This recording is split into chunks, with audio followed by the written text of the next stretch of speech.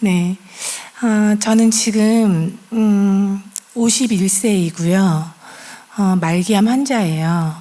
지금 현재 암이 처음에는 12년 전에 발병이 됐는데 처음에는 유방암 말기로 시작을 해서 치료를 아예 못 받는다는 통보를 받고 병원을 여러 군데 옮겨 다니다가 겨우 이제 치료를 그냥 아는 사람이라서 해주신다고 해가지고 항암을 시작하고 지금까지 항암을 받았는데 154차까지 받았습니다. 처음에 근데 제가 그때까지만 해도 39, 40살이었는데 그때 예수님을 믿지 않았어요. 제가 요새는 예수님 믿은 지 지금 11년째인데 예수 믿는다고 이제 사람들한테 많이 전도도 하고 다니고 또 이제 교회도 예배도 다니고 이렇게 집회도 다니는데 11년 전에는 하나님, 예수님 이거를 그냥 무슨 하찮은 거 그냥 그리고 없는 거 세상에 없는 거를 사람들이 지어낸 거를 믿으라고 강요하는 거라고 생각을 했거든요. 근데 이상하게 저도 이렇게 좀 되게 의지가 강한 사람인데 처음에 항암을 하다가 한 몇 차 안 돼가지고 항암이 아예 안 들었다 예상대로 그냥 이제 죽음을 준비해야 된다고 시한부를 받았어요. 적게는 1년에서 그다음에 이제 좀 잘 들으면 약이 혹시나 들으면 2, 3년은 살려줄 수 있고 약이 안 들으면 1년 안에 죽는다. 이렇게 받고 시작을 했는데 막상 약이 안 들었다고 하니까 제가 스스로가 무너지긴 하더라고요. 세상에 태어나가지고 제가 할 수 없는 일이 하나도 없었거든요. 그런데 처음으로 깨달은 거는 제가 노력하거나 밤을 새도 할 수 없는 게 있다는 걸 깨달았어요. 죽음과 이 질병을 제가 어떻게 할 수가 없구나. 노력한다고 해서 되는 게 아니구나. 이걸 깨닫고 제가 이제 그 다음부터는 저도 모르게 하나님 없어 했던 사람인데 하나님이 계시면 내 처지가 왜 이렇지? 이렇게 생각하면서 괜히 하나님을 자꾸 떠올리게 됐거든요. 어느 날 제가 시한부가 되고 나니까 교회에 가봐야겠다는 생각이 들었어요. 내가 지금 죽으면 어떻게 될까 했더니 제가 죽음이 없어진다고 생각해서 서럽고 너무 무서웠는데 혹시나 정신이 들어버린다는 게 너무 끔찍하더라고요. 사람들이 천국 얘기도 하고 지옥 얘기도 하고 저를 전도했던 사람은 제가 하나님을 믿지 않으면 지옥 간다고 예수 믿지 않으면 지옥 간다고 해서 그때는 그런 게 우스웠는데 막상 곧 죽는다는 그 날짜를 받고 나니까 지옥이 있으면 어떻게 될까 나는 지옥이 있으면 그 끔찍하다는 곳에서 눈을 뜨고 굉장히 힘들어할 것 같고 한편으로는 이럴 줄 알았으면 그때 한번 알아나 볼 걸 이 생각이 들 것 같아서 고민하다가 몇 날 며칠을 못 자다가 이러고 있을 시간이 없다. 1년도 안 남았는데 그동안에 하나님이 계시는지 한번 알아보고 죽어야겠다. 그걸 알아보지 않고 내가 뭔가 확신이 없으면 죽지를 못할 것 같더라고요. 그래서 저는 이제 그 길로 저를 위해서 기도해 준다는 그 교회를 찾아가게 됐어요.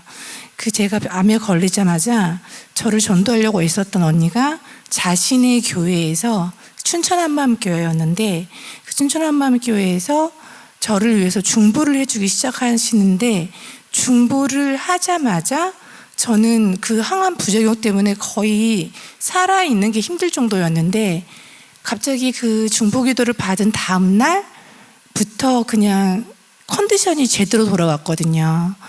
이제 하루아침에 기어다니다가 벌떡 일어나는 느낌이었는데 그때 그게 좀 두려움이 왔어요. 그래서 지옥에 대한 두려움도 갑자기 올라오고 그래서 이제 그 교회를 가보기로 마음먹고 갔는데 그 교회 간 첫날은 제가 실망을 많이 했어요. 사람들이 이제 일단은 교회가 시골에 있는 좀 허름한 교회였고, 그리고 사람들도 시골 사람들이라는 게 너무 티가 나서 별로 좀 비호감이었고, 목사님이 마지막에 올라오셔서 이제 설교를 하시는데 좀 비인격적으로 저를 찾으시더라고요. 우리가 지금 매일 기도하는 그 유병한 마리아 먼저 어디 있냐고 일어나 보라고. 근데 저는 이제 종교를 갖고 있지 않은 사람이었고, 그리고 이제 그런 것들을 사람들 앞에서 막 내가 숨기고 싶은 사실을 얘기한다는 게 이게 상식적으로 이해가 가지 않았거든요. 그래서 거기서 이미 기분이 나쁜 상태였는데 사람들한테 그러더라고요. 살려달라고, 살고 싶다고 자기 발로 걸어왔는데 우리가 살려달라고 간절히 기도하자고. 그래서 저는 그때 속으로 내가 언제 살려달라고 그랬어 막 이렇게 막 화를 확 속으로 냈는데, 갑자기 사람들이 기도를 시작하는데 너무 무섭더라고요. 사람들이 주여를 외치는데 정말 떠나갈 듯이 외치는 거예요. 너무 시끄럽고 그 소리가 무섭고, 조금 있다가 이제 방언이 터지는데 세상에서 듣지도 못하던 그 소리가 너무 무서웠거든요. 저는 아무튼 그날 생각이 하나밖에 없었어요. 빨리 도망가자. 여기 그 사람들이 말하는 마귀라는 존재들이 여기 다 있나 보다 하고 저는 아무튼 잘 도망쳐 왔는데, 밤에 잠 제대로 못 자고 좀 울다가 잤거든요. 내가 왜 어쩌다가 이 신세가 됐을까, 제 처지가 너무 불쌍하고 하다가 아침에 일어났더니 이제 다시 좀 이렇게 의지가 돌아와서 어떤 생각이 드냐면, 잘못된 곳인데 나는 거기 가서 한마디도 못하고 무섭다고 도망쳤을까, 그리고 나를 위해서 기도해 준다던 그 언니는 왜 이렇게 이상한 교회를 갔을까, 혼자 이렇게 생각을 하다가 교회를 다시 가서 이 사람들한테 너네가 얼마나 잘못된 인생을 사는지도 얘기해주고 언니를 데리고 나와야겠다. 그래야지 내가 죽기 전에 제대로 된 일을 마무리를 한번 하고 가야겠다. 그렇게 생각을 하고 용기를 내서 교회를 가려고 일어났는데 다시 주저앉았어요. 그 교회 교인들이 1,500명 이상이었거든요. 너무 많은 그 사람들 앞에서 제가 싸워서 이길 자신도 없을 뿐더러 가서 또 사람들이 제정신도 아닌 사람들하고 얘기가 안 통할 것 같으니까 제가 조금 당할 것 같은 거예요. 그래서 조금 무서워서 안 가야 되나 했는데 순간 비겁하고 싶지가 않더라고요. 그래서 순간 제가 무릎을 딱 꿇었어요. 침대 위에서 무릎을 꿇고, 하나님 당신 살아 계세요? 하고 찾았어요. 당신 살아 계시면 나 좀 다시 그 교회를 갈 건데 도와달라. 언니도 구할 수 있게 해주고, 그리고 거기서 자신 있게 이 사람들에게 인생을 똑바로 살아라 얘기를 해주고 오고 싶다. 그렇게 생각을 하고 이제 기도를 그렇게 한 다음에 이제 몸을 일으켜서 춘천 가는 버스를 탔어요. 타고 오는데 과연 그 사람들하고 내가 과연 할 수 있을까 고민을 하다 보니 제가 뭘 자꾸 찾게 되더라고요. 막 불안해가지고 잠도 못 자고 초조하니까 가방 안을 막 뒤졌는데 뭔가 집중하려고 마침 책이 있는 거예요. 그 전날 그 교회 사람들이 저한테 줬던 제자 훈련 책자, 얇아서 읽을만 할 것 같아서 읽기 시작했는데 그 책을 읽는데 무슨 소리인지 모르겠어요. 성경책 내용이었는데 전 성경책을 읽으려고 시도를 해봤다가 이미 실패를 했었거든요. 성경책은 읽으면 이게 머리에 이해가 하나도 안 가더라고요. 그래서 아예 그냥 좀 읽다가 정신 차려보면은 태초에까지 하고 기억이 안 나고 이래서 그 성경책에 있는 것을 한 일주일 만에 포기한 기억이 있는데 그 성경책이 그대로 또 나와 있으니까 나 이거 못 읽는 책인데 하면서도 이제 계속 아무튼 소리내서 조금씩 읽어봤어요. 읽다가 저 도저히 이해가 안 가는데 중간에 에스겔서라는 곳에서 이해가 가기 시작하는 거예요. 읽어지더라고요. 거긴 무슨 은혜로운 말이 있는 건 아니고 천사가 하나님을 배신하는 내용이었거든요. 하나님께서 천사들 중에서 가장 아끼고 사랑하는 천사장 루시엘을 하나님께서 그렇게 예뻐가지고 모든 금은 보화와 이런 거를 다 주시고 집도 화려하게 지어주시고 아끼셨는데, 그 루시엘은 절대로 그거에 만족하지 않고 하나님의 가지고 있는 모든 걸 욕심을 낸 거예요. 그래서 하나님한테 고마운 거를 알고 거기서 이렇게 하나님한테 잘하시는 게 아니라 루시엘은 그냥 바로 하나님을 배신할 계획을 세워요.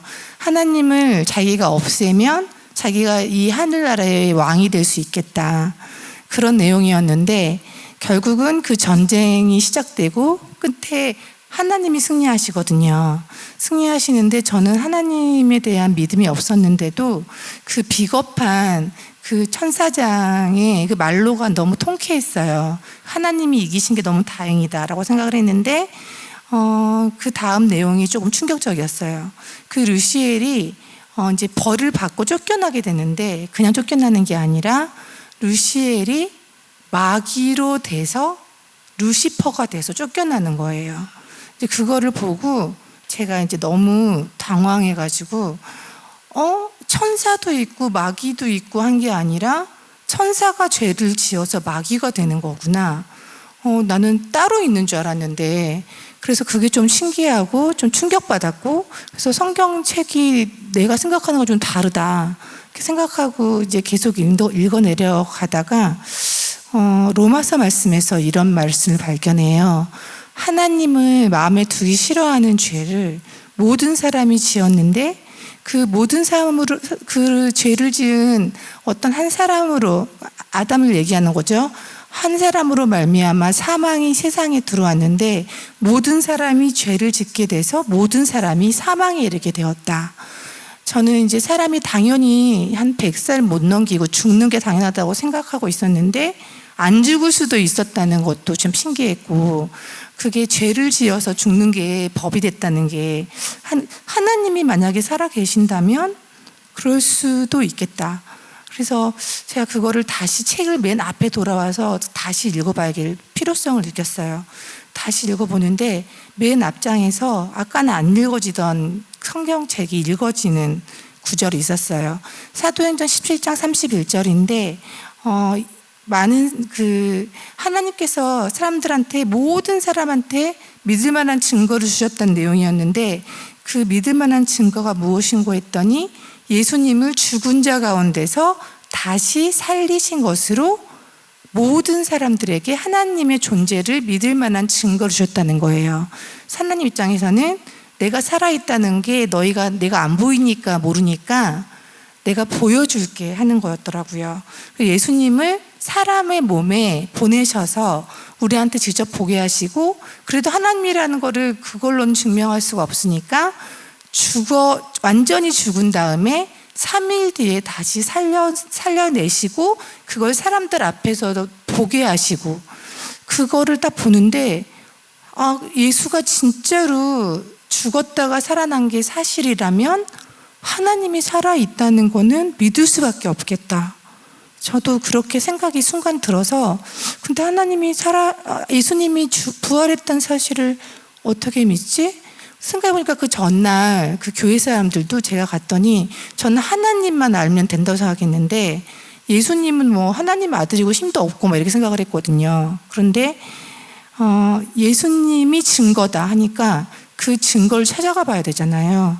그런데 아무리 생각해봐도 예수가 죽었다가 살아난 증거를 찾기가 힘들겠더라고요. 아주 옛날 일이고 그게 지어낸 얘기일 수도 있고, 옛날 그 얘기들을 사람들이 썼을 때 사람을 속일 수도 있는 거니까 나는 도저히 이렇게 불분명한 걸 믿을 수 없겠다 했다가 이 책을 그냥 덮었어요. 내가 괜히 미혹되는 것 같아서. 그래서 그 다음에 네이버를 열었어요. 가장 객관적인 말들이 담겨 있을 것 같아서 예수 그리스도를 쳤더니 예수 그리스도의 생애가 나오는 거예요. 그것도 다른 모든 역사적인 사람들이 나와 있는 그런 책, 문헌, 이런 문헌들마다 예수 그리스도가 들어가 있더라고요. 그리고 진짜로 2000년 전에 이 땅에 오셔서 죽으시고 3일 만에 부활했다고 한다. 이렇게 나와 있는 말들도 있고, 그리고 그거에 대한 부활했다는 거에 대한 것은 언급을 안 하는 책도 있고.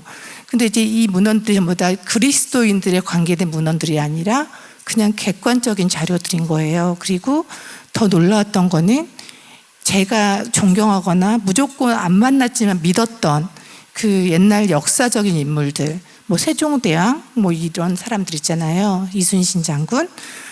이들을 제가 만난 적이 없는데 저는 이 역사를 정확하게 사실이라고 믿고 있었거든요.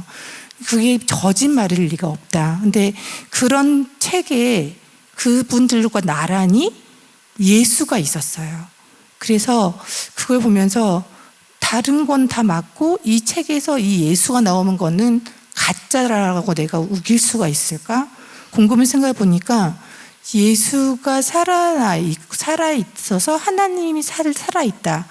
요게 형성이 되는 게 제가 굉장히 싫었던 것 같아요. 어렸을 때부터 제 주위에서는 좀 완벽한 사람들은 종교를 갖고 있지 않았어요.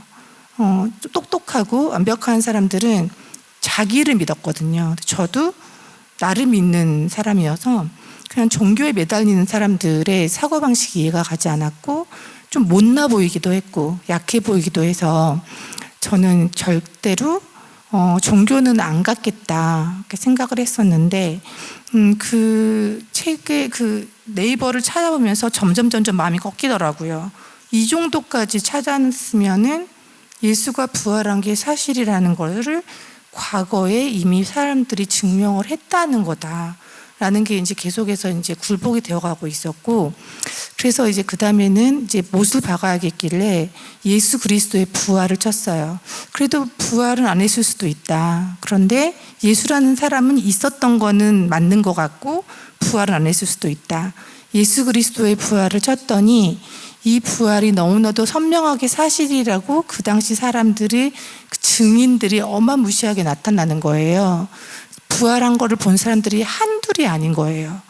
그리고 그 중에서도 그 예수의 제자들이 그걸 나중에 정확하게 깨닫고 이제 예수를 자기가 죽음을 안 피하고 예수님이 십자가에 돌아가실 때 다 도망갔던 제자들이 나중에 아예 예수가 나를 죽여도 절대적으로 부활한 게 사실이다 하면서 스스로 죽음을 맞이하는 거예요.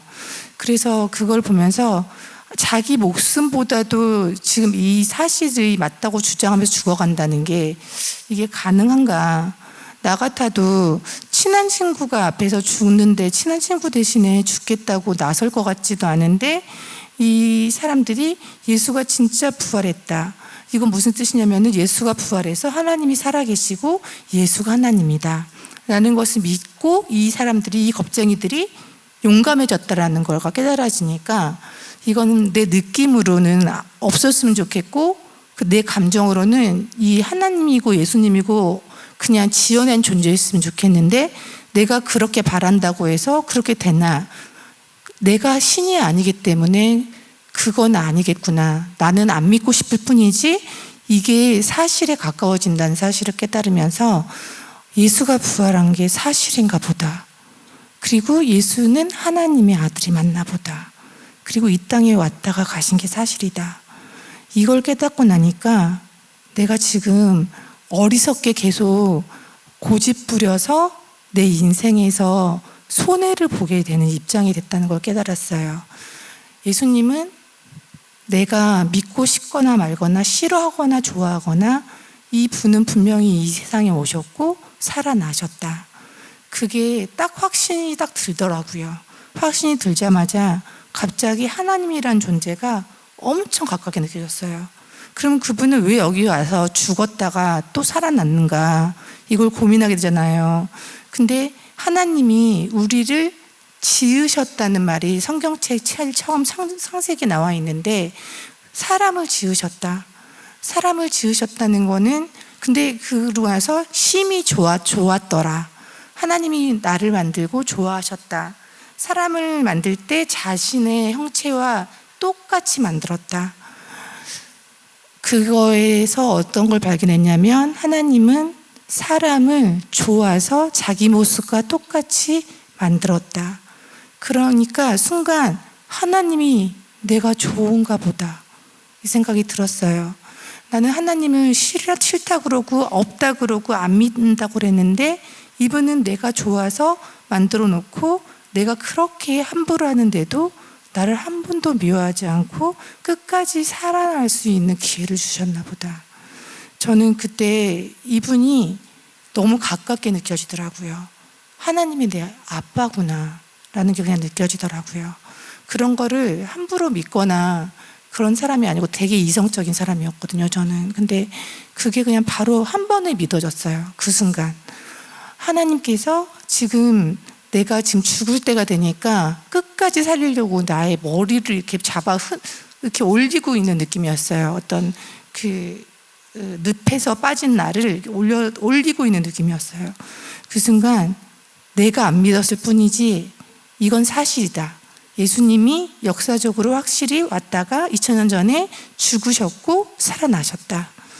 이게 확신이 오니까 내 생각이 다 틀렸구나. 이거 그냥 내 생각이고 내가 원하는 게 이거다라고 내가 고집부리고 간 거지. 모든 일이 내가 원하는 대로 되려고 하면은 될 수 있다고 생각하고 살았는데 틀린 것도 내가 당연히 내 쪽으로 올 거라고 생각하는 건 어리석은 거구나. 처음으로 철이 든 느낌이 들었어요, 그때. 그래서 하나님 저 정말 몰랐어요. 예수님이 진짜 부활하셨네요. 당신 살아계시네요.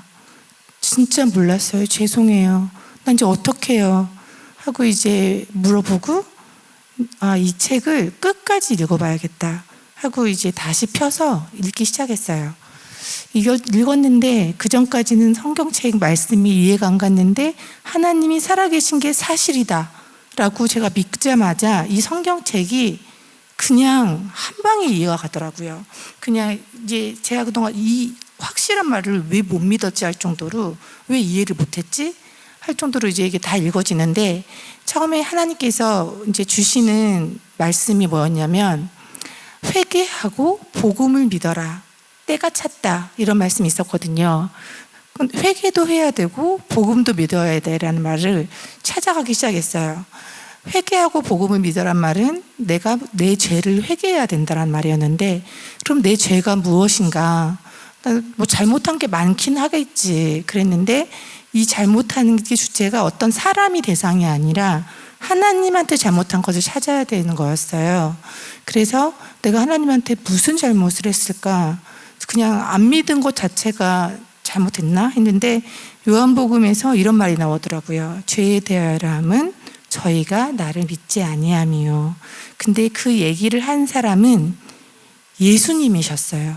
하나님이 아니시고. 그래서 하나님이 자신을 믿지 않아서 죄를 회개하라고 하라고 했다고 했는데 왜 예수님이 갑자기 등장하셔서 나를 믿지 않는 것만이 죄다라고 얘기를 하실까 생각해 보니까 우리 대신해서 죽으신 예수님한테 그런 고난을 하나님께서 주실 수 있겠다. 예수님께서 우리를 대신해서 죽으시고 피를 흘리셨다고 했잖아요. 그래서 예수님의 피가 나의 죄를 씻겼다. 그럼 결국은 예수님의 피로 내가 구원을 받게 됐으니 예수님한테 안 믿은 죄를 진짜 고백하는 게 맞겠다. 그리고 하나님께서도 그거를 원하신다고 지금 한 거다. 그래서 예수를 믿어야 되는구나. 그거에 대한 확신을 주는 구절이 14장 6절 요한복음에 나와 있었는데 나는 길이요 진리요 생명이니 너로 말미암지 않고는 아버지께로 갈 자가 한 사람도 없느니라. 그 말씀을 보고 하나님이 천국에 계시는데 난 지금 이 시점에서 천국이냐 지옥이냐 해서 천국을 가야 되는데 아버지의 아들인 예수님을 통과해야지만 아버지한테 가는구나. 예수님이 천국문의 열쇠구나. 저는 이제 그때부터는 제 암이 중요하지 않고 그냥 내가 지금 지옥에 가는 그 두려운 순간에서 벗어나서 내가 정말 이분을 믿고 천국에 가야겠다라는 목표가 순간 섰어요. 그래서 제가 이제 그때부터는 예수님을 믿어야겠다 하면서 책을 계속 읽어가는데 로마서 말씀에서 좀 마음이 어려워졌거든요. 어떤 말씀이었냐면은 너의 입술로 나를 주라고 시인하고, 그리고 마음으로는 하나님의 능력으로 예수님을 죽은 자 가운데서 살리신 것, 부활시키신 것, 이것을 믿으면 너희는 구원을 받으리라, 이렇게 나와 있었는데 저는 예수가 부활한 건 너무나 사실이라고 믿어졌어요. 성경책이 아니라 네이버에서 아무리 찾아봐도 사실이라고 하는 게 자꾸 발견되니까 믿게 됐지만, 앞에 말에서 입술로 그래서 그 예수를 주인이라고 해라, 그 말이 너무 불편하더라고요. 하나님이 살아계신 거 지금 이 순간에 너무 기쁘고 감사하기도 한데, 왜 내가 그래도 그렇지, 나를 만드셨다고 해도 그렇지 무슨 나를 종 부리듯이 부리려고 만드셨나? 그런 하나님을 내가 믿어도 되나? 그렇게 생각이 들으니까 난 내가 주인인데 왜 내가 주인을, 예수님을 주인이라고 해야 돼? 그러면서 이제 약간 빡이 이렇게 좀 그랬어요. 그래서 이제 그거를 그냥 넘어갔는데, 그 다음 말에는 조금 더 고민해야 되는 말이 나오더라고요. 이를 위하여 그리스도께서 죽었다가 다시 살으셨으니 곧 나의 주가, 우리 주가 되려 하심이니라. 그러니까는 사람들의 주인이 되려고 죽었다가 다시 사셨다는 거예요. 그러니까 우리를 구원한다는 의미가 자신이 나의 주인이 되어야지만 내가 산다는 의미인데, 저는 아무리 살고 싶어도 내가 주인이 아니고 종으로 살 수는 없겠다라는 생각을 하고 그냥 또 넘어갔거든요. 그러면서 이제 좀 약간 반감이 들고 난 도저히 답을 못 찾겠다 하고 이제 책을 끝까지 읽었는데, 마지막에 나온 말이 이제 제가 이제 주님을 정확하게 만나게 된 계기가 됐어요.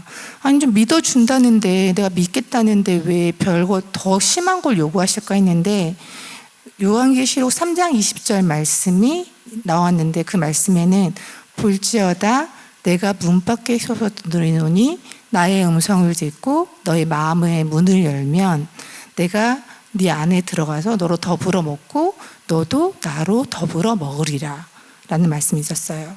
내가 마음의 문을 열어주면 노크라고 계시던 예수님이 들어오시겠다, 들어오셔서 같이 먹고 같이 살겠다.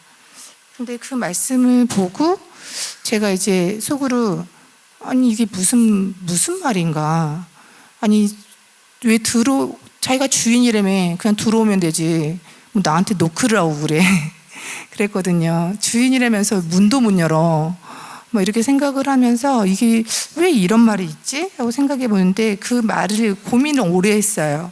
그 말이 마지막 장에 나와 있기도 했고 그 말이 이해가 가지 않았거든요. 막 이렇게 내 주인이라고 막 이렇게 좀 이렇게 약간 그 주장하던 그 고집장애 같은 모습의 예수님이 갑자기 순둥이 같이 밖에 서서 내 마음을 두드리고 있다는 거죠. 아주 그냥 조심스럽게. 그래서 문 좀 열어줄래? 하고 있는 그 모습이 이해가 안 가더라고요. 아니 왜 넌 내 거야 하면서 막 이렇게 해보시지 그랬는데, 곰곰이 생각해 보니까 제가 놓친 게 있더라고요. 나를 함부로 대하지 않는다는 거는 나를 소중하게 여긴다는 그런 느낌인 거예요. 내가 소중하지 않다면 함부로 할 수 있을 텐데, 내가 소중하니까 내 의견을 물어보고 열어주면 들어오겠다. 이런 사람인가? 이렇게 생각을 하면서 순간 머릿속에서 팍 떠오르는 게, 예수님이 부활한 게 사실이라고 인정을 했고 내가 그러면 하나님이 살아계시는구나 했고, 그러면 하나님이 창조주시구나 인정을 했던 게 떠오르는 거예요. 하나님이 6째 날 사람을 만들고 심히 좋았더라 하셨던 그 창조주가 나를 만들었다는 게 사실이라면 당연히 만든 사람이 주인이지. 하나님이 사람을 만들었으면 하나님이, 사람들은 다 하나님 거지. 나도 사람인데 나도 하나님 거지. 근데 나는 내가 끝까지 당신이 창조주예요 하지만 난 내 거예요 했구나. 이렇게 멍청할 수가 있을까? 이해를 하나도 못했네.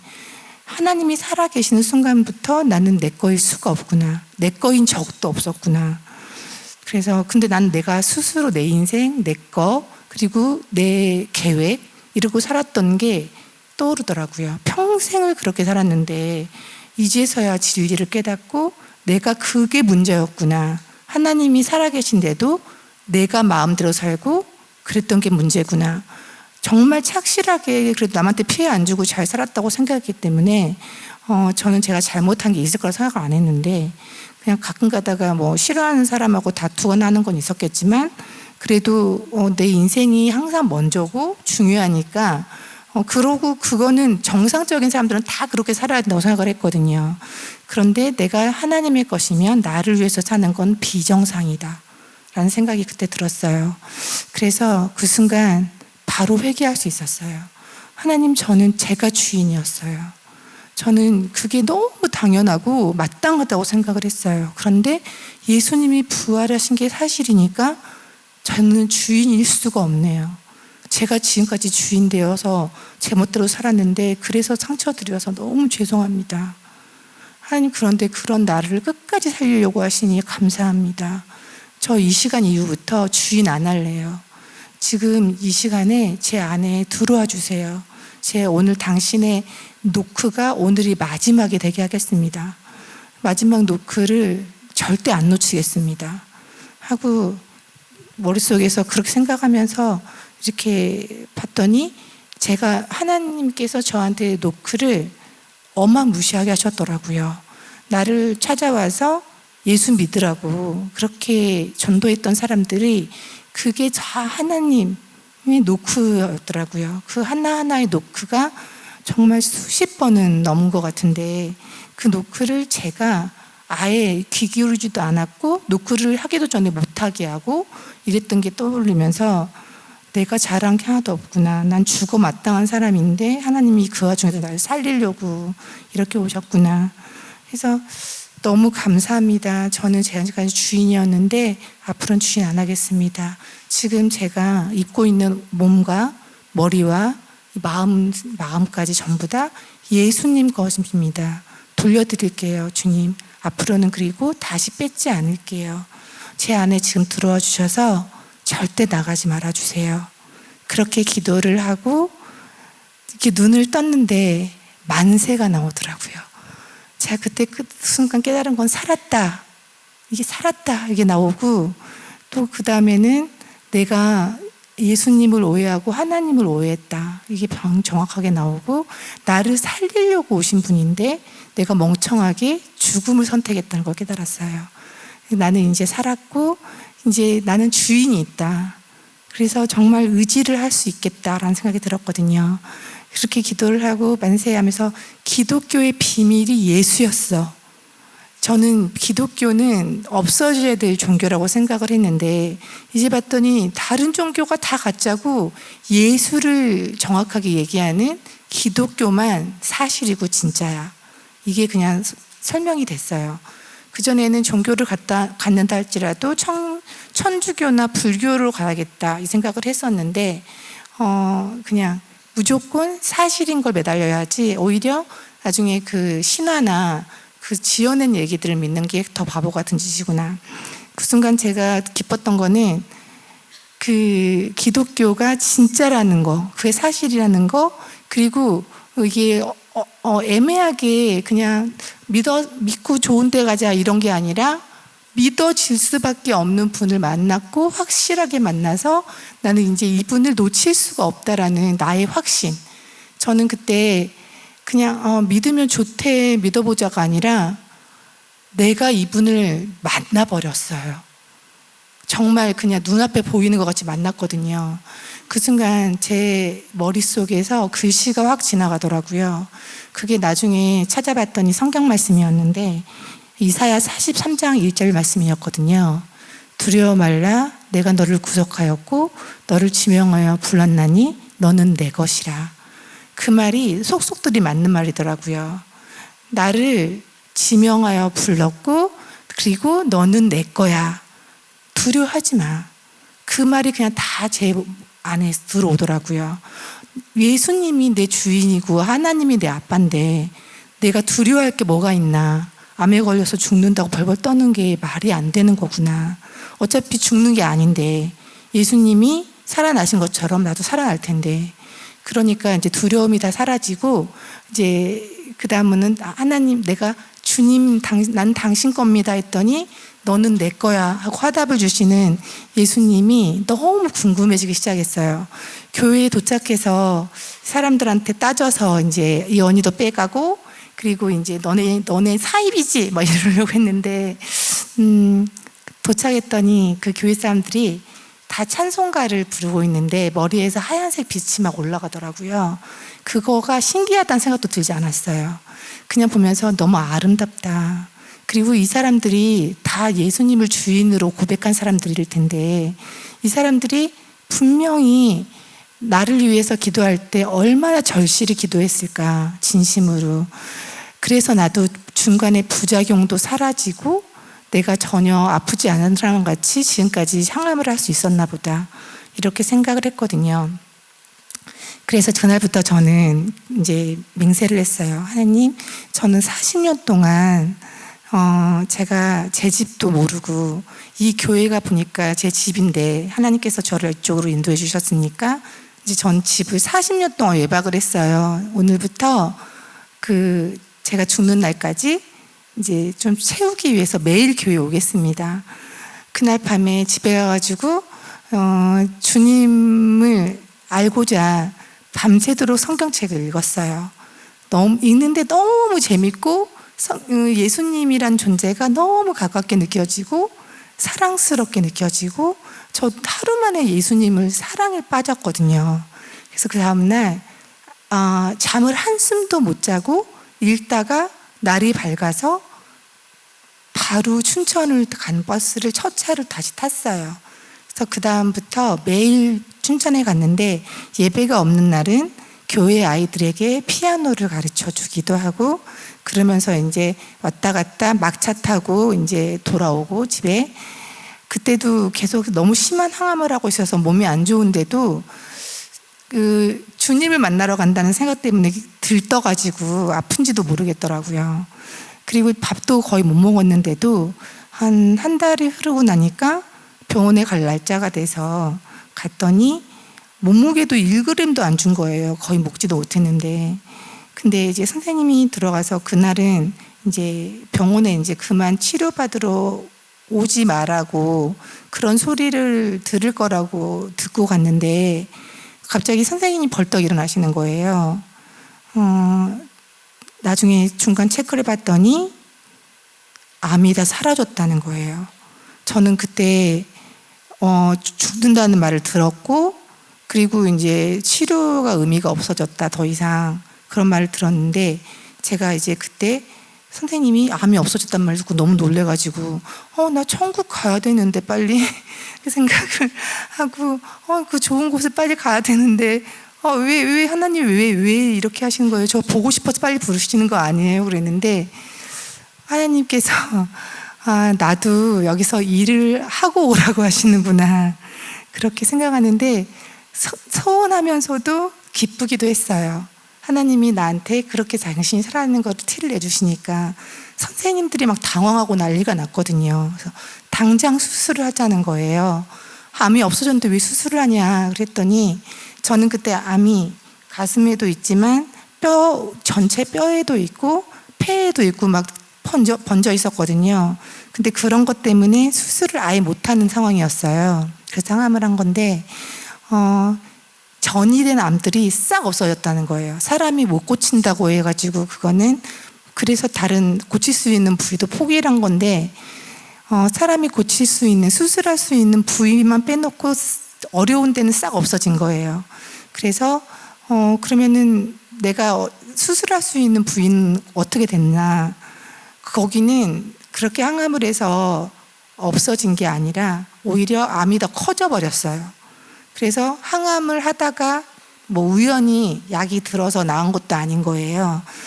그래서 저는 그때 아무튼 하나님한테 감사 인사 올리고 가슴 잘라내고, 그리고 다른 이제 겨드랑이 임파절도 다 잘라내고, 그렇게 해서 이제 완전히 암이 없어졌다는 판결을 받았어요. 하지만 너무나도 병이 중요했기 때문에 치료를 재발 방지 치료를 좀 오랫동안 받아야 된다 해가지고 그 치료를 계속 치료를 했거든요. 하고 있다가 1년 좀 넘었을 때 재발을 하게 됐어요. 저는 그다음부터 예수님이 살아계시기 때문에 제 인생을 제가 마음대로 살 수 없다고 생각을 해서 매일매일 전도만 하고 살았거든요. 하나님께서 날 살리신 이유가 나같이 암에 걸려서 공포에 떠는 암 환자들에게 떨 필요 없다. 우리는 예수님이 우리를 대신해서 죽으심으로 우리도 새 생명을 얻었고 우리는 죽자마자 또 산다. 이거를 얘기를 해줘야겠다. 예수님을 믿으세요가 아니라 우리의 미래를 얘기해 줘야겠다. 사람들한테 전도를 하러 다녔는데 어느 날 1년이 좀 넘었을 때 암이 치유되고 1년이 넘었을 때 어떤 암 환자가 저한테 되게 차갑게 그러더라고요. 넌 좋겠다. 암이 없어졌으니 나는 지금 3번째 재발했는데 이번에는 죽는다더라. 그러더라고요. 근데 제가 그때 말을 못 하겠더라고요. 저도 안 믿었을 때 암이 너무 무서워서 맨날 울었는데 지금 제가 안 무섭다고 해서 이 사람의 마음을 아는데 얼마나 무섭고 힘드실까를 알리니까 너무 미안해서 전도를 더 이상 못하고 너무 죄송하다고 제가 상처를 드리려고 한 건 아닌데 저 때문에 예수님을 오해하지 말아주세요 하고 나온 다음에 예수님한테 기도하면서 되게 땡깡을 많이 부렸어요. 저 이제 보내지 마세요. 저 이렇게 부족한데 저를 왜 보내냐고. 그리고 저 이제 암도 없는데 차라리 안 아픈 사람한테 보내면 제가 정말 열심히 전도할게요. 전 이제 암도 없으니까 제발 암 환자한테 보내지 마세요. 암 환자가 저 때문에 상처를 더 받잖아요. 막 이렇게 땡깡 부리다가 또 회개를 했어요. 하나님, 예수님, 제가 당신이 내 주인인데 제가 이거는 하기 싫다, 하고 싶다, 또 이렇게 제가 정해서 죄송하다고 용서해 주시고 제가 혹시나 이 일은 내가 너한테 맡길 거야 하시는 거면 제가 그거를 야무지게 할 수 있도록 좀 도와주세요. 제가 그 암 환자들을 두려워하지 않도록 용기를 주게 해주세요. 하나님, 예수님의 소식은 기쁜 소식인데 제가 이 기쁜 소식을 기쁘게 전할 수 있게 도와주세요. 그 기도를 일주일째 계속 했어요. 매일 새벽에 일어나가지고 그 기도를 계속 했는데 일주일 지나고 나서 병원에 정기검진을 하러 갔는데 6개월 만에 간 병원에서 선생님이 그러시더라고요. 재발했다고. 근데 그 재발이 자기가 설명을 못 하겠대요. 의사로서 처음 보는 광경이라고. 이게 보통 암이 재발을 하면 다른 곳에서 암이 자라게 되는데 저는 암이 없어진 곳에서 그대로 그 자리에 하나도 안 빠지고 싹 다 올라왔다는 거예요. 사진이 옛날 사진하고 이렇게 겹쳐진다는 거죠. 근데 자기는 의사 생활하면서 그런 걸 세상에서 처음 봤대요. 그래, 그 말을 듣고 기도 응답이구나 하고 깨달았어요. 하나님이 내가 이 일을 편하게 할 수 있게 해주시려고 하셨구나.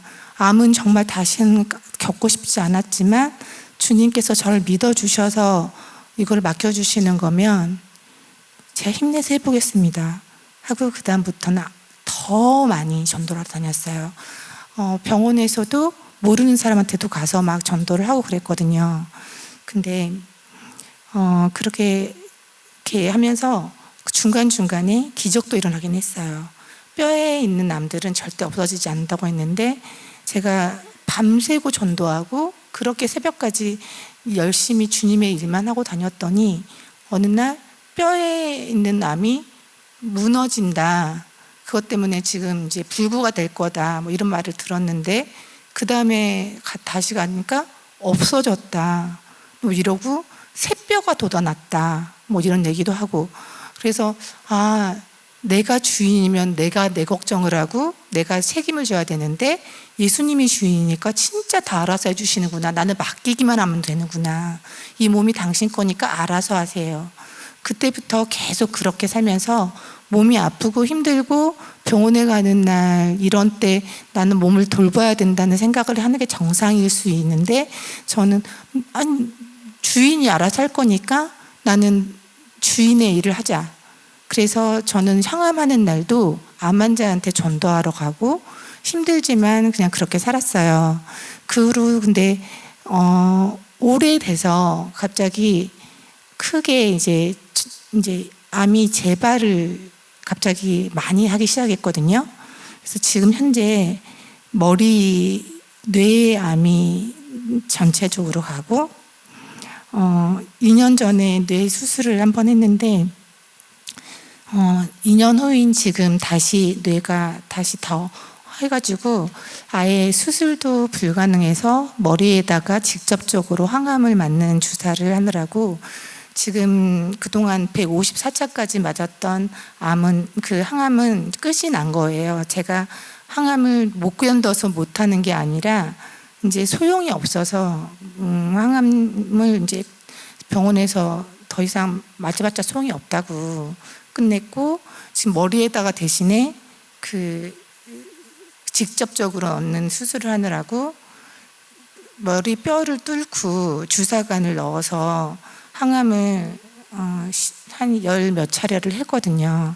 하고 하면서 지금 그 과정에서 이제 다리도 지금 잘 못 걷게 되고 이제 그러긴 하고, 지금 귀도 한쪽은 안 들리고 영향을 받아서 눈도 한쪽은 이상해요. 지금 처음엔 아예 안 보이다가 조금 방사선 치료를 받고 괜찮아지긴 했는데, 조금 괜찮아지긴 했는데 지금 몸은 불편해요. 몸은 불편하고, 지난번에 갔더니 선생님이 원래는 8월 달 정도에 가는 줄 알았다고 하시더라고요.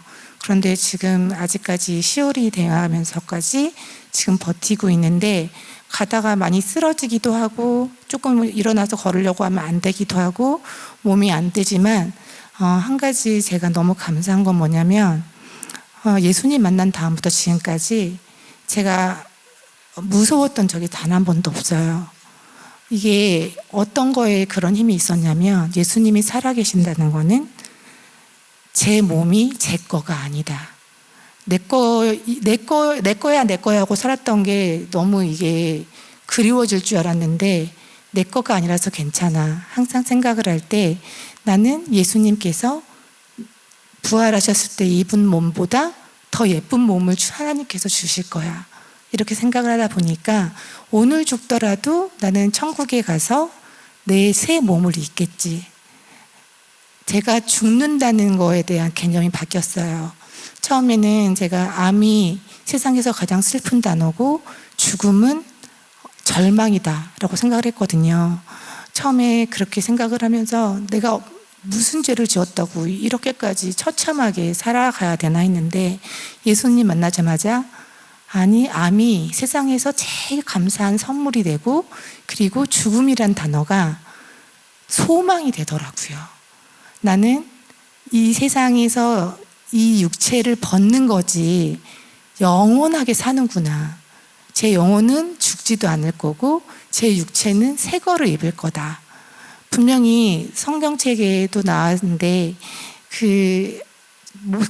예수님께서 절대 우리를 그단으로 내버려 두지 아니하시고, 그리고 다시 오신다고 하셨고, 다시 강림하실 때까지 잘 기다리고 인내하라고 하셨고, 오신 다음에 어떤 일이 벌어지냐면은 처음에 먼저 잠자는 자들, 지금 돌아가신 분들, 이런 분들이 새 육체를 입을 거고, 그 다음에 예수님 오실 때 그때 살아있는 자들이 새 육체를 그 자리에서 호련히 변화돼서 입을 거고, 그런 말들을 제가 보면서 제 미래를 정확하게 알게 된 거예요.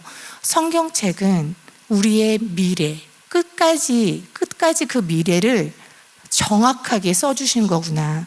내가 이 세상을 만들었고, 내가 이 세상을 이렇게 끝낼 거고, 그 끝날 때 너희들 내가 이렇게 데리고 올 거고, 이런 게 써진 거예요. 다만 우리가 선택을 할 수 있게 해주신 게 있어요. 내가 이렇게 한 게 사실인데 그거를 믿고 나를 믿고 따라올래?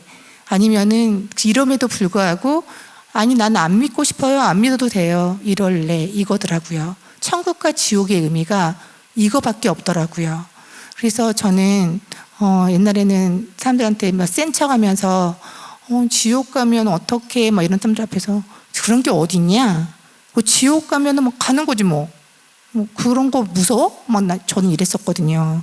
그게 사실이 아니라고 생각을 했으니까. 근데 예수님의 존재가 너무나도 분명한 사실이라고 깨닫게 되니까 그런 오만함이 사라졌어요.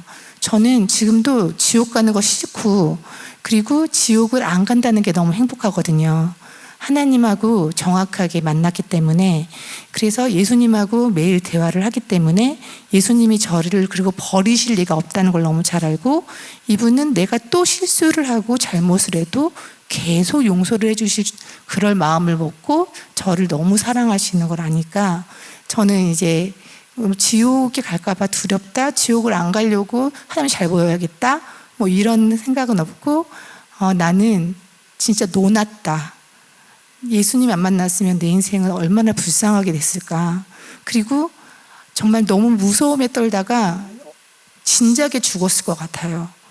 제가 지금 저는 좀 다른 사람보다 오래 살고 갑자기 살아나기도 하고 이런 기적을 겪는 이유가 제가 무서운 게 없어서 그런 것 같거든요. 마음이 너무 편안하고 몸이 아픈 건 있는데 아플 때마다 솔직히 조금 싫은데, 그런데도 불구하고 주님한테 기도를 할 때 이렇게 하거든요. 참을게요. 참을만 해요.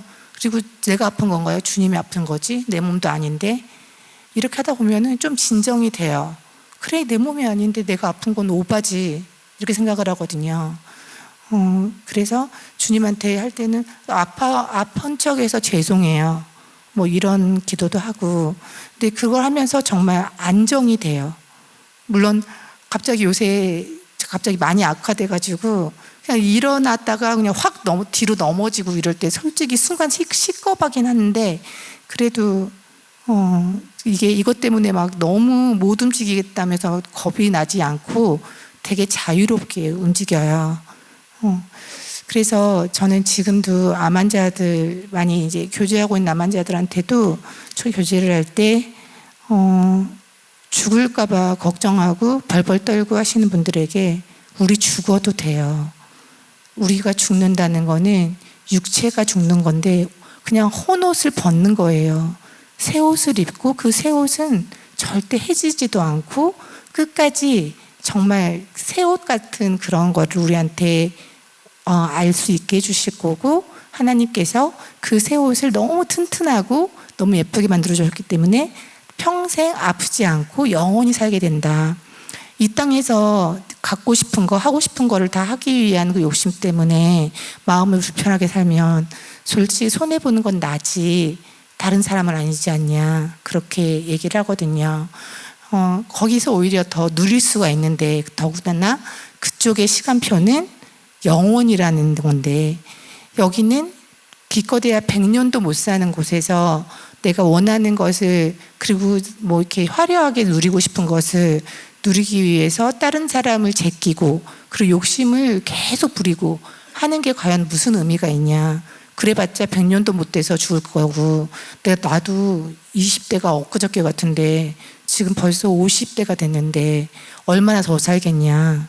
우리는 지금 여기서 나는 다른 사람은 살고 나는 죽어하고 손해보는 것처럼 착각을 할 게 아니라, 하나님께서 살아계신다는 거는 처음에 태어난 날짜 그리고 나를 데려갈 날짜 다 정해놨기 때문에 아파서 죽고 그래서 죽는 게 아니라 하나님께서 정해놓으신 날짜, 정은이는 내가 이날 데려가야지 하면 그날 가게 될 거고, 그러면 그날 가게 될 때 조금 아프어서 가게 되면 고통스럽기도 하겠지만 그게 순간의 고통이기 때문에 참아낼 수 있을 거다.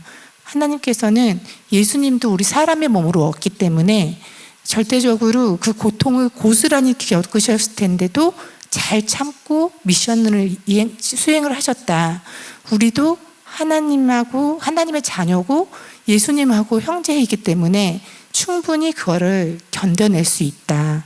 그러니까 암 때문에 난 죽게 생겼다고 비정하게, 그러니까 그렇게 혼자 이렇게 실망하지 말고, 암 때문에 죽는 게 아니라 하나님이 부르신 날 갈 거니까 몸이 힘들어도 주님의 일을 끝까지 해서 손해가 없는 삶을 마무리를 해야겠다라는 생각을 하자. 네, 그래서 저는 예수님을 사랑을 하는 게 제 일생의 목표고 제가 바라는 상황이에요.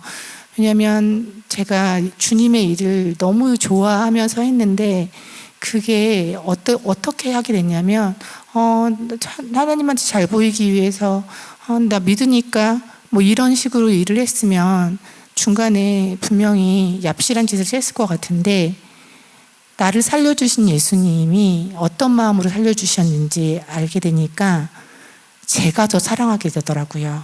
사랑하는 사람을 위해서는 뭐든지 해주고 싶잖아요.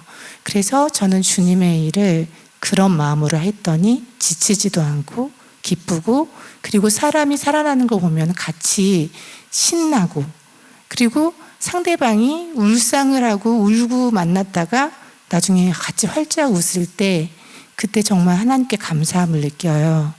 우리가 한번 온 세상에서 이제 다시 여기서 뭐 불교에 환생하거나 이런 거 없거든요.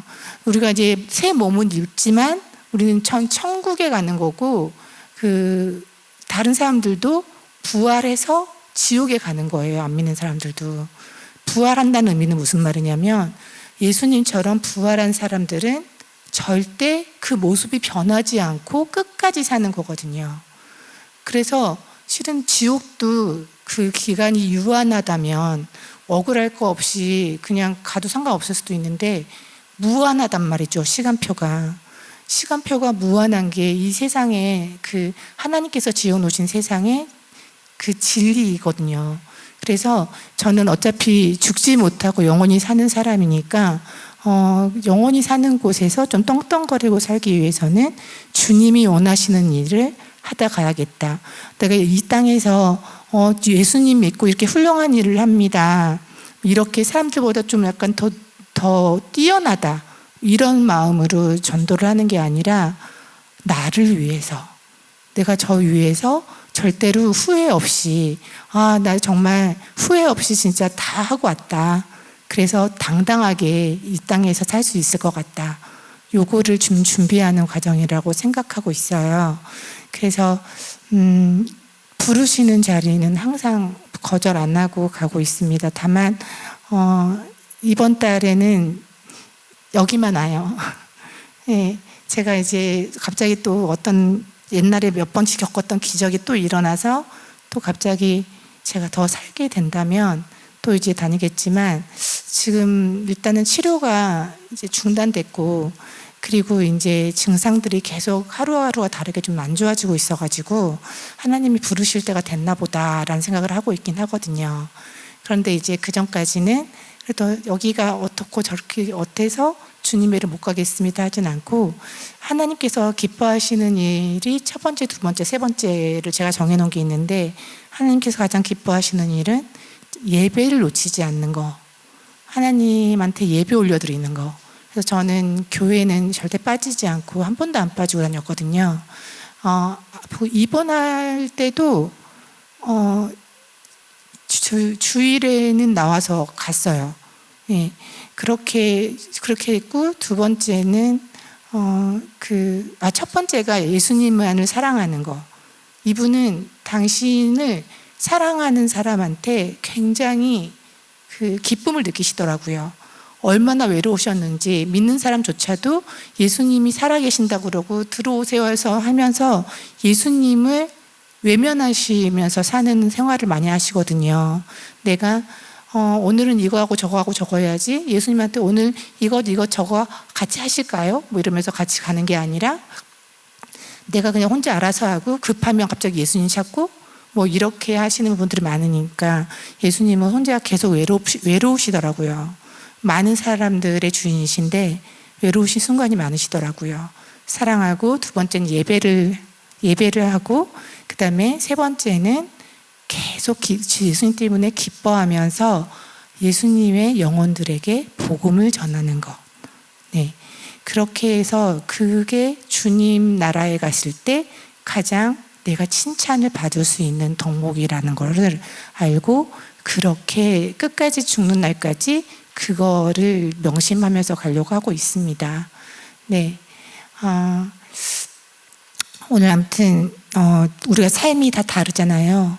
삶이 다른데 희한한 거는 제가 만나면서 사람들 느낀 거는 뭐냐면 삶이 다르고 모습도 다르고 나이도 다르고 삶의 목표가 다른데 중요한 거는 힘들 때나 좋을 때 다 똑같은 기분과 감정을 느낀다는 거예요.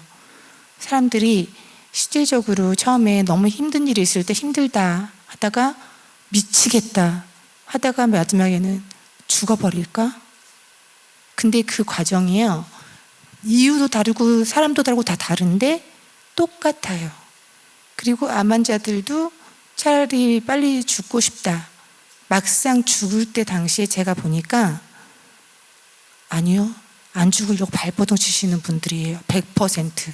직업도 다르고 다 다른데 그중에는 정말 힘드신 분들도 계시고 교수 뭐 이런 분들 있잖아요. 뭐 과학자 뭐 이런 분들도 계시는데 암 앞에서 벌벌 떨지 않는 분들을 본 적이 없어요. 거기서 벌벌 떠는데 그 순간에는 또 악한 영한테 속아서 순간 너무너무 무서운 곳을 가게 되었나 보다 하고 착각을 하고 벌벌 떨더라고요. 그리고 사람들이 마지막까지 교제할 때 너무 신나게 나도 예수님 보고 싶다 이렇게 멀쩡할 때 이렇게 덜 아플 때 이렇게 하시다가 죽음이 가까웠을 때 갑자기 다들 공포에 질린 눈으로 뭔가를 보는 거예요. 이게 저기에 뭐가 있다 뭐 이런 식으로 보는 거예요. 그래서 그게 어디 있냐? 저기 있다. 근데 장소는 다 다른데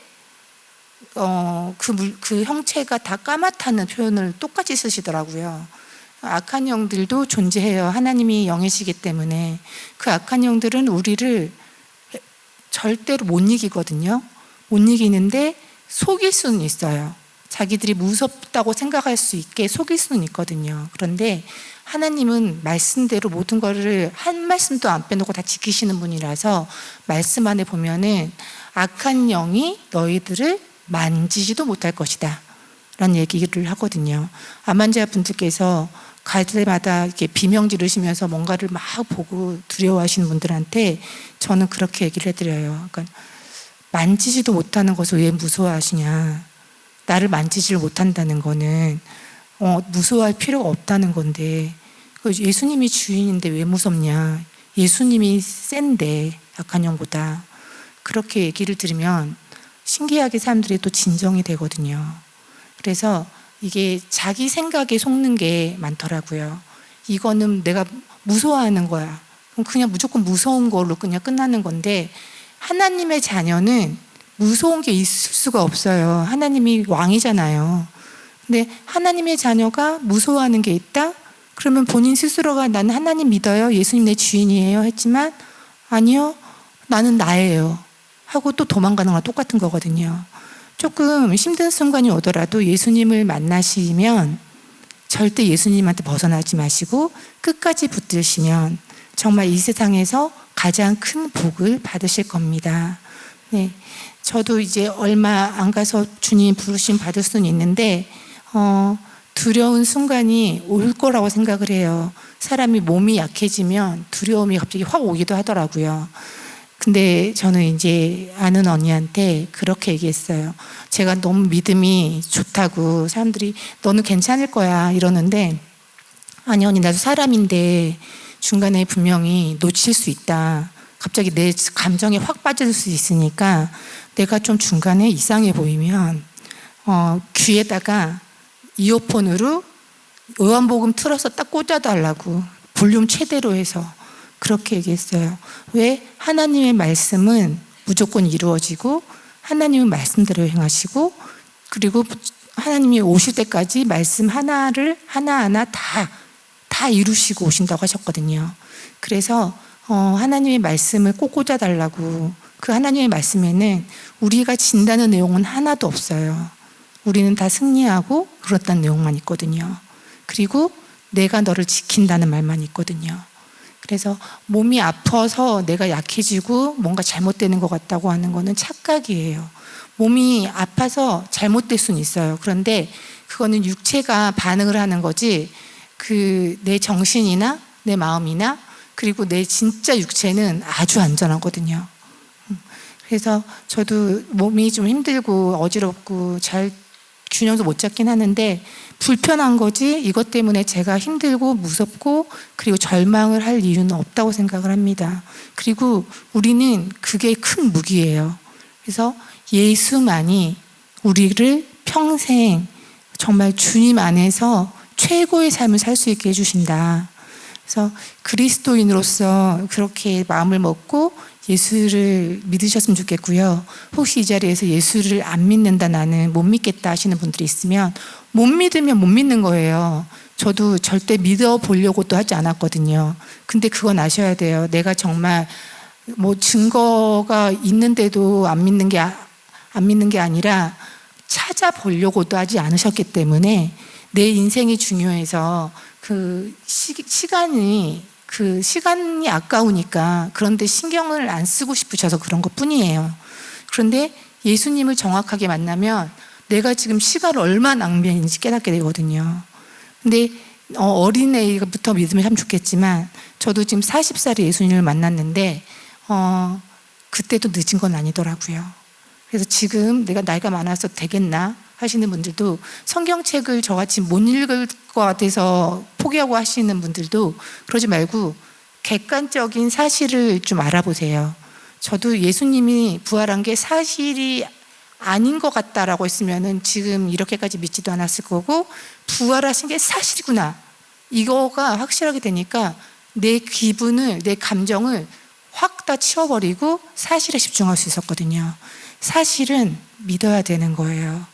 그래야지 내 인생에 손해가 없어요.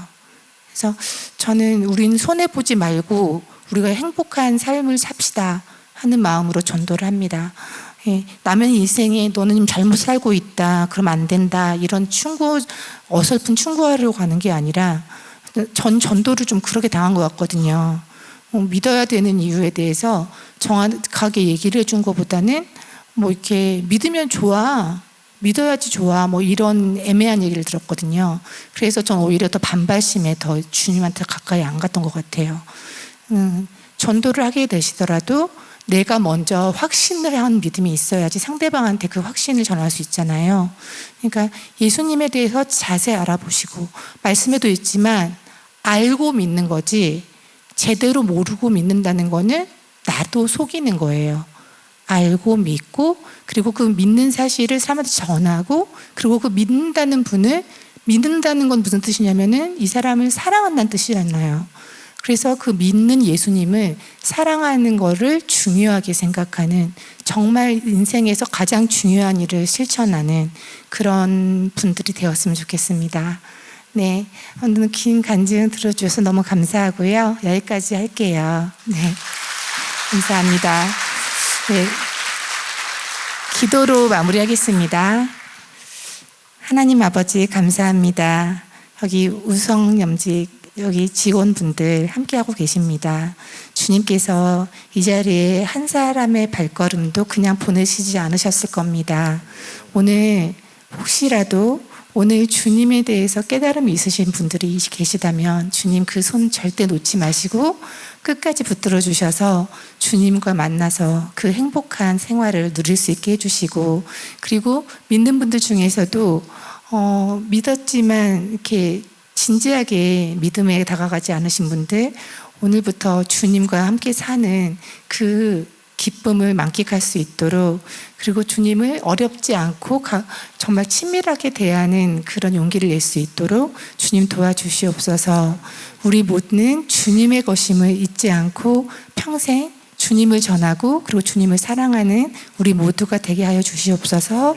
감사드리며 예수님 이름으로 기도합니다. 아멘. 감사합니다.